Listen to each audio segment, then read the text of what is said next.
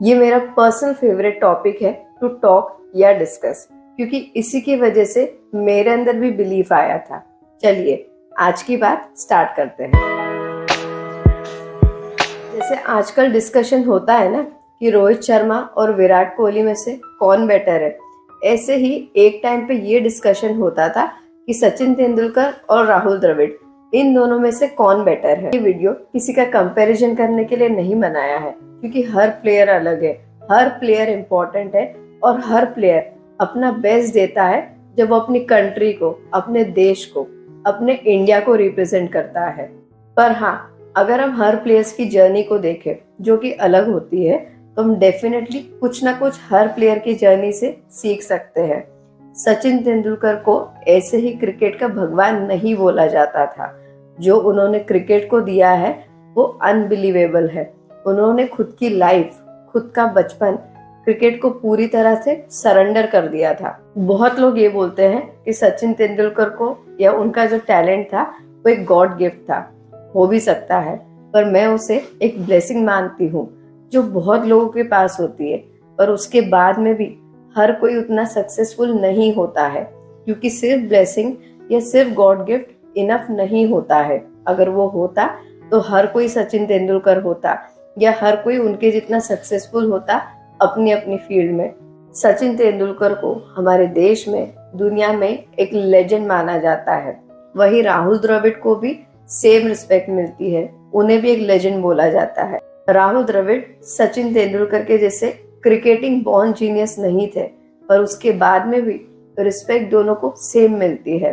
राहुल द्रविड़ को भी वही रिस्पेक्ट मिलता है और उसका रीजन है उनका हार्ड वर्क। हार्ड वर्क सब लोग करते हैं, पर होता यह है कि एक फेलियर आता है और लोगों के अंदर की सारी मोटिवेशन खत्म हो जाती है। फेल होने के बाद में लोग ये एक्सक्यूज देते हैं कि क्योंकि हम टैलेंटेड नहीं हैं, क्योंकि हमें कोई गॉड गिफ्ट नहीं मिला है, इसलिए हम फेल होते हैं, या इसलिए हम कभी सक्सेसफुल नहीं हो सकते हैं। ये सब बातें बोल के लोग सिर्फ टैलेंटेड लोगों की ही नहीं बल्कि हार्ड वर्किंग लोगों की भी डिसरिस्पेक्ट करते हैं। देखो, भले ही लोगों में टैलेंट हो, पर टैलेंट के बाद में भी सक्सेसफुल होने में हार्ड वर्क तो लगता है ना। बिना हार्ड वर्क के सिर्फ टैलेंट से कोई सक्सेसफुल नहीं होता है। अगर कोई आपसे ज्यादा टैलेंटेड है तो इसका मीनिंग ये नहीं है कि वो हमेशा ही आपसे आगे रहेगा। इसका मीनिंग ये नहीं है कि उसकी लाइफ हमेशा इजी रहेगी। मेहनत उसे भी करनी पड़ेगी, हार्ड वर्क उसे भी करना पड़ेगा। इनफैक्ट शायद उनके ऊपर ज्यादा प्रेशर होगा, क्योंकि लोगों की उम्मीदें होगी उनसे। इसलिए अगर कोई ज्यादा टैलेंटेड है तो इसका मीनिंग ये नहीं है कि आप कभी उनके लेवल पे नहीं पहुंच सकते हो। इनफैक्ट अगर आपको उस लेवल पे जाना है तो उसके लिए एक ही चीज है जो सबसे ज्यादा इम्पोर्टेंट है, और वो है कंटिन्यूस हार्ड वर्क। अगर टैलेंटेड इंसान 4 घंटे मेहनत करता है तो आप 6 घंटे करो, 8 घंटे करो, 10 घंटे करो, कुछ एक्स्ट्रा करो, जिसकी वजह से ये जो गैप है ये गैप कम हो जाए और आप उनके लेवल पे आ जाओ। मैं टोटली इस बात में बिलीव करती हूँ कि लॉन्ग टर्म में टैलेंट नहीं बल्कि कंटिन्यूस हार्डवर्क है जिसके रिजल्ट्स बेटर होते हैं, जिसके रिजल्ट स्टेबल होते हैं। ये कमिटमेंट कि आप हर दिन खुद को इम्प्रूव करोगे, हर दिन कुछ ना कुछ सीखते जाओगे। और सच में अगर आपका एटीट्यूड ये हो गया कि आप हर दिन सीख रहे हो, हर दिन इम्प्रूव हो रहे हो, तो वैसे भी इससे ज्यादा सक्सेसफुल कुछ नहीं हो सकता है।